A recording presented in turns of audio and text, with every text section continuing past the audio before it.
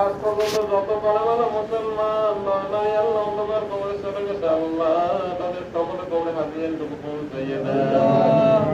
আল্লাহ খাস করে আমাদের আব্বা আম্মা দাদা দাদি নানা নানি শ্বশুর শাশুড়ি আত্মীয় পরিবার তাদের সকলের কবরে হাজির পৌঁছাইয়ে দেন আল্লাহ যে ভাই বোনের মা বোনের তাদের মনে পূর্ণ পুরো করে দেন বেশি বেশি কোরআন তেলাওয়াত করার তৌফিক দেন আল্লাহ কোরআন পরকালে করে ছেলে কবুল করে নেন আল্লাহ কোরআন তেলাওয়াত পুরো এলাকা বাড়ি করে আলোকিত করে দেন বেশি বেশি কোরআন তেলাওয়াত করার তৌফিক দেন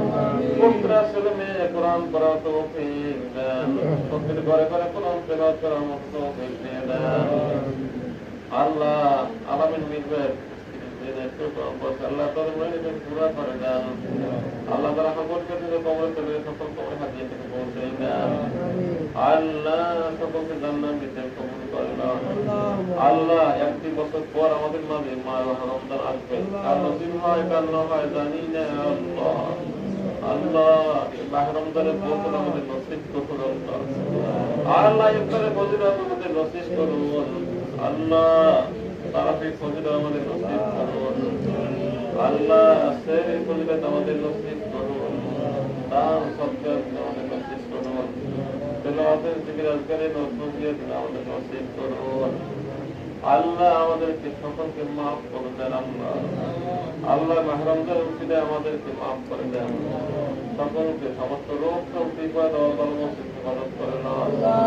আল্লাহ প্রতিটি ঘরে ঘরে খাদ্য রহমত নসিব করেন না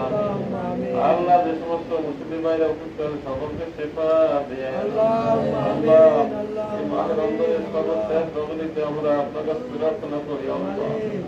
আল্লাহ আপনি বলেছেন মাহে রমজানে দোয়া কবুলের সময় দোয়া কবুলের দিন দোয়া কবুলের মাস সকল আমিন আমার যে সমস্ত মুসলিম ভাইরা বিভিন্ন রোগে আক্রান্ত আল্লাহ সকলকে আপনি পরিপূর্ণ শেফা দিয়ে দেন আল্লাহ মহল্লার মা বোনের সকলকে শেফা দেন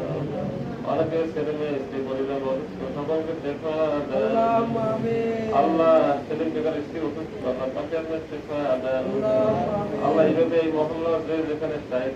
অসুস্থ আছে আল্লাহ সকলকে আপনি শেফা দিয়ে দেন আল্লাহ যাদের পেরেশানি দূর করে দেন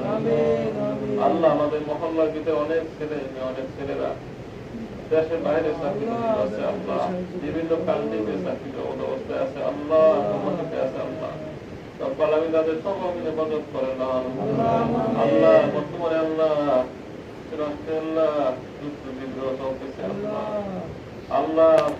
সকলে যুগের আছে